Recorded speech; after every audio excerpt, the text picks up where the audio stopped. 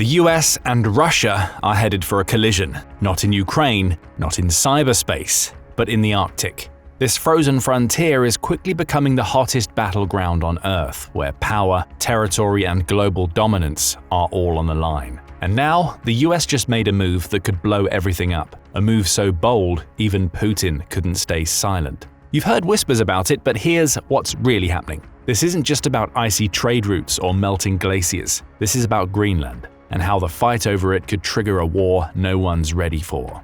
Let's break it down. Now, Greenland is no small prize. It's the world's largest island, more than 3 times the size of Texas. That's 836,330 square miles of immense geopolitical value, stretching over 1,660 miles from north to south and more than 650 miles from east to west at its widest point. It's an expanse of ice, tundra, and glaciers that dwarfs anything most countries can even dream of controlling. But the sheer size of Greenland isn't what's most impressive about it, it's where the land is located. You see, 2/3 of the island lies within the Arctic Circle, with the northern tip extending within 500 miles of the North Pole. That means Greenland is sitting right on the front lines of the Arctic's rich resources and strategic significance. And trust us, neither rich resources nor strategic significance does justice to what's really at play here. Beneath that vast sheet of ice lies a treasure trove of untapped wealth. As global warming continues to melt the Arctic, previously inaccessible resources are becoming more reachable. The region holds an estimated 90 billion barrels of oil, along with 1,669 trillion cubic feet of natural gas. And don't forget about natural gas liquids, around 44 billion barrels still waiting to be discovered. A large chunk of these resources sits offshore, adding even more value to this frozen land. But the stakes go beyond resources. The Arctic is also crucial for security, trade, and global influence. Simply put, whoever controls the Arctic controls the future, and Greenland is right at the heart of it all. Now, Greenland is officially part of the Kingdom of Denmark, one of the 2 autonomous territories alongside the Faroe Islands. Autonomous means that Greenland handles most of its internal affairs, but Denmark still holds the reins in defense and foreign policy. In return, the country provides around $670 million annually to support Greenland's economy. Historically, Greenland has always been tied to Europe, first with Norse settlers and later with Denmark. However, geographically, the island is part of North America. It's even physically connected to the continent through a submarine ridge no deeper than 600 feet. Canada is just 16 miles away across the Nares Strait, making Greenland a crucial link between the Arctic and the North American mainland. But while Canada has its Arctic ambitions, they don't include Greenland. It's the other of the 2 North American giants, the US, that sees Greenland as a pivotal piece in its quest for global power. But why? Why does the US want Greenland so desperately it's willing to acquire it one way or another, as Trump put it? Well, truth be told, there are so many reasons that it's almost hard to keep track. Here's why the US can't take its eyes off the Arctic gem. First up is the Pitufik Space Base. This base is the northernmost installation of the US Armed Forces, located 750 miles north of the Arctic Circle and 947 miles from the North Pole. It's one of only 2 Arctic facilities the US uses for its satellite and space defense operations. Losing access to this base would leave the US scrambling for alternatives and could significantly hurt its military space capabilities. But this isn't the only military reason for wanting Greenland. Greenland's location is vital for monitoring the Geoc Gap, Greenland-Iceland-UK, a critical maritime choke point.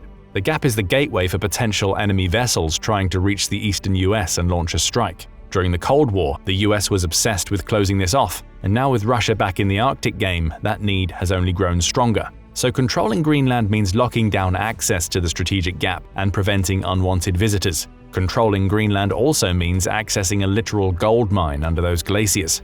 Greenland sits on an estimated 17.5 million barrels of oil and 148 trillion cubic feet of natural gas. Oh, and the best part? As the ice melts, thanks climate change, more of these resources are becoming accessible. The US could be looking at an energy windfall if it gets its hands on this treasure trove. And this treasure trove holds more than gas and oil, it also includes rare earth minerals. And if you want to make smartphones, electric cars, or military-grade technology, you need rare earth minerals. According to estimates, Greenland is sitting on some of the most coveted deposits in the world, including titanium and uranium. These minerals are vital for high-tech industries, and the US currently relies on China for many of them. Greenland could break that dependency and help America become more self-sufficient in the 21st century tech race. However, even if the US continues doing business with China, Greenland can still play a major role by significantly shortening shipping routes between the two countries. With global warming opening up Arctic shipping lanes, Greenland is right in the middle of new, faster routes for shipping goods between Asia, Europe, and North America. For example, the Northwest Passage now shaves 4,300 miles off shipping routes compared to the Panama Canal. This makes it a game-changing shortcut, but acquiring Greenland would change the game in more than one way. It would make the US the second largest country in the world by landmass, behind only Russia.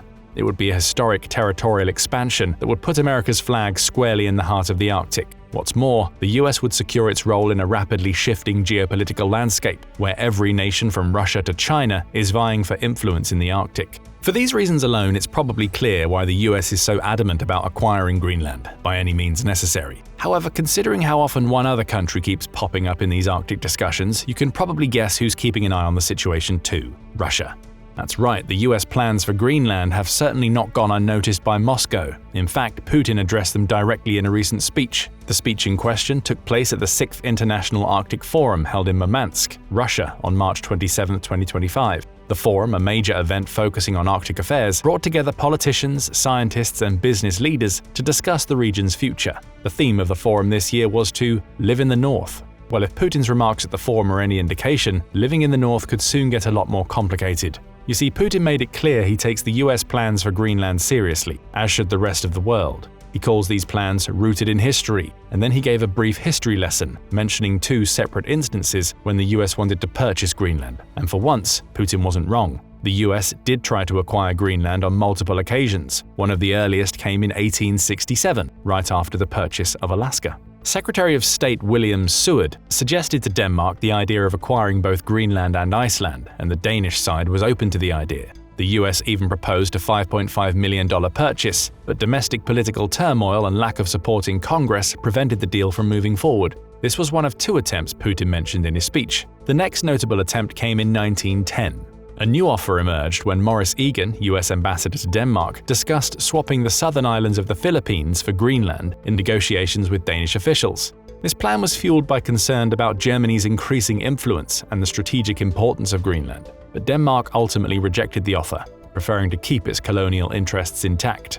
The most famous attempt, singled out by Putin as well, came right after World War II. In 1946, President Harry Truman put forth a bold offer: $100 million in gold plus a share of Alaskan oil for Greenland. The US had already established a military presence in Greenland during the war and recognized its vital location for Arctic defense, but Denmark, having navigated the war with no financial incentive to sell, turned down the offer that would today equate to over $1 billion. Still, this wasn't the last time the idea surfaced in the 20th century. In the mid-1950s, as the Cold War heated up, the US again internally discussed the idea of purchasing Greenland. Though its strategic importance remained high, the discussions never advanced to a formal offer, and Denmark's stance was never directly tested.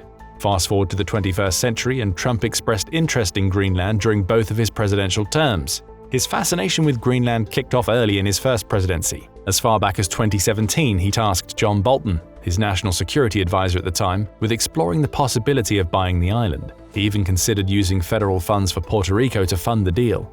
By 2019, his intentions were public, and Greenlandic and Danish leaders shot it down swiftly, with Denmark's prime minister calling the idea absurd. Trump then cancelled a planned state visit to Denmark, but he wasn't done. In his second term, Trump's interest ramped up. He expressed his desire to take control of Greenland for its strategic and economic value, including its mineral resources. To push Denmark, he floated ideas like imposing high tariffs on Danish goods and even suggested military action. But despite all his efforts, Greenland and Denmark stood their ground, reiterating that the island was not for sale. Trump's tactics may have become much more aggressive, but they didn't change the fact that Greenland remained firmly under Danish control. However, judging by his other actions so far, it seems that Trump gets whatever he wants, which could mean that he might actually succeed in something like this. But where does this leave Russia? Well, historically, the Kremlin hasn't been too thrilled about the idea of the US acquiring Greenland. In fact, it opposed the idea some 3 months ago. On January 13, 2025, Valentina Matvienko, the chairwoman of the Russian Federation Council, said, "We cannot help but be concerned about such as yet unclear approaches," adding that the Arctic should be a territory of peace and harmony. She warned that actions like Trump's could violate international law, stating, "We cannot rule out the possibility of violating international law in advancing to the Arctic." Kremlin spokesperson Dmitry Peskov also made it clear that Russia is monitoring the situation closely, although he added, "Thankfully for now it remains at the level of statements." However, by April of 2025, we've blown way past that level, so it's only natural for Russia's rhetoric to also get more aggressive, right? Well, not quite. In his March 2025 speech, Putin seemed to give a surprising green light to Trump, saying, "As for Greenland, this is a question that concerns two specific countries and has nothing to do with Russia." This comment appeared to signal a passive acceptance of the situation, implying that Russia wasn't overly concerned with US interests in Greenland, even if it wasn't officially endorsing the move. Now that's quite the 180, right? So much so that it makes you wonder why. Why is Putin suddenly fine with the US making unilateral moves in the Arctic? Well, that might have something to do with Ukraine. Putin's statement is likely part of a larger, more strategic play. By downplaying the significance of Greenland, Putin might be signaling that he's willing to overlook Trump's ambitions in exchange for a key favor elsewhere, namely in Ukraine. Putin, ever the tactician, might be betting that turning a blind eye to Greenland could buy him Trump's support in negotiating a peace deal or achieving Russian objectives in the region. After all, it's not unheard of for global leaders to swap concessions behind closed doors. However, even with his surprising flexibility on Greenland, Putin couldn't resist throwing in a few threats. After all, what's a Putin speech without them? Now, these threats weren't directed straight at the US, likely because of the underlying diplomatic calculus we just discussed, but as always, it's not hard to read between the lines. In his speech, Putin didn't come for the US. Instead, he called out NATO, and he didn't hold back. Putin warned that NATO countries were turning the far north into a springboard for possible conflicts, making it clear that Russia was carefully monitoring the situation. This was more than just a passing remark, it was a stern reminder that Russia is ready to defend its interests in the Arctic. "We will respond to all this," Putin said, leaving little doubt that Russia isn't about to stand idly by while foreign powers encroach on what it considers its backyard. The real sting came when Putin zeroed in on NATO's expansion, particularly the recent accession of Finland and Sweden. He called their membership a mistake, a slap to Russian influence in the region. As he noted, "For some reason they are creating it with their own hands. Why? It's completely incomprehensible." Obviously, this is a thinly veiled accusation that NATO is stirring up conflict in the Arctic for no good reason, and Russia isn't going to let that slide. Putin also reminded the world of the Arctic's increasing significance, both for Russia and the global community. "The role and significance of the Arctic are growing," he said, highlighting Russia's own reliance on Arctic trade routes and its vast natural resources in the region.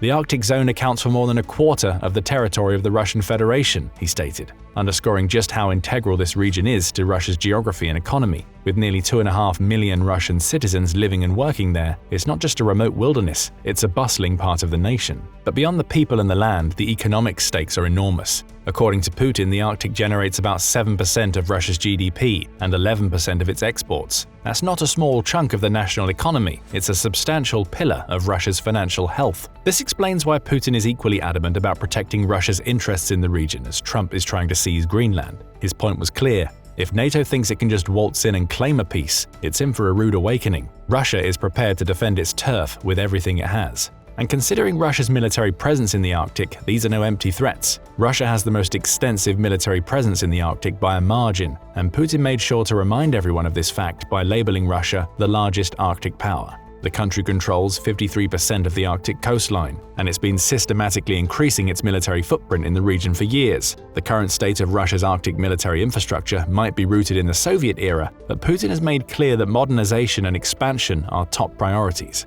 Over the past decade, Russia has reinvested in old military bases, notably around the Murmansk region, and ramped up its northern fleet capabilities, which include new icebreakers, missile systems, and Arctic-specific vehicles. Additionally, Russia is bolstering its defense capabilities in key locations like Wrangel Island, Cape Schmidt, and Kotelny Island, all of which are located just across the Bering Strait from Alaska. So Russia trumps NATO in the Arctic, and it only plans to continue this military expansion by stationing more military personnel and modernizing its military infrastructure. These actions alone are a threat to other key players in the region. But this is a classic Putin move, emphasizing peace and stability while simultaneously preparing for any challenges to Russia's interests, or better yet, perceived challenges. By framing Russia's actions as purely defensive, he positions the country as a protector of its sovereignty, even as it expands its military footprint. Though his message was directed at NATO, it's obvious that it applies to any country with interests in the Arctic, including the US. And compared to the US, Russia's position in the Arctic is far stronger in terms of military infrastructure. While the US has military bases in Alaska, Greenland, and Iceland, the Russian presence is far more concentrated and advanced. And the US knows that. The US Department of Defense has noted that Russia's expanding military infrastructure could soon allow it to enforce excessive and illegal maritime claims along key routes like the Northern Sea Route. So despite the current, somewhat cordial atmosphere between Russia and the US, it's clear that tensions in the Arctic are inevitable. With both nations staking their claims and interests in the region, it's only a matter of time before their paths cross and the friendly facade begins to crack. With this in mind, let's discuss a hypothetical scenario considering the current situation. Imagine this. Russia gives the green light for the US to claim Greenland, while the US turns a blind eye to Russia's actions in Ukraine. Both Putin and Trump, emboldened by their perceived victories, feel invincible in their sphere of influence. So where do they take it next? For Putin, the logic is simple. With the US distracted and focused on securing its Arctic ambitions, Russia can continue its aggressive push in Eastern Europe, Poland perhaps as the next target.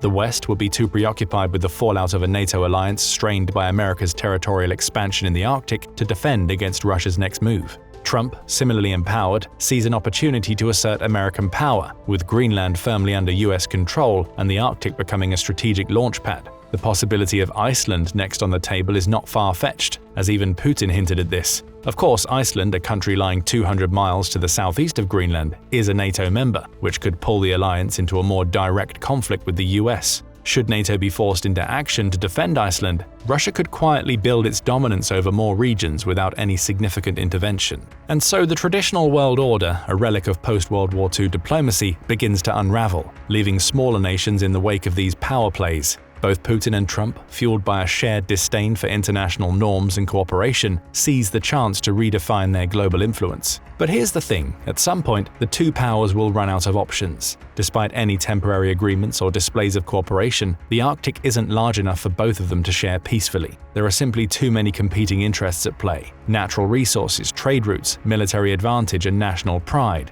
Eventually, the tension will boil over, and diplomacy will no longer suffice. Even if the imperial expansion part of our hypothetical scenario doesn't happen, the Arctic region is still primed for conflict. The US will want to assert control over Arctic trade routes and natural reserves, while Russia, already deeply entrenched, will not back down from defending what it sees as its sovereign territory and economic lifeline.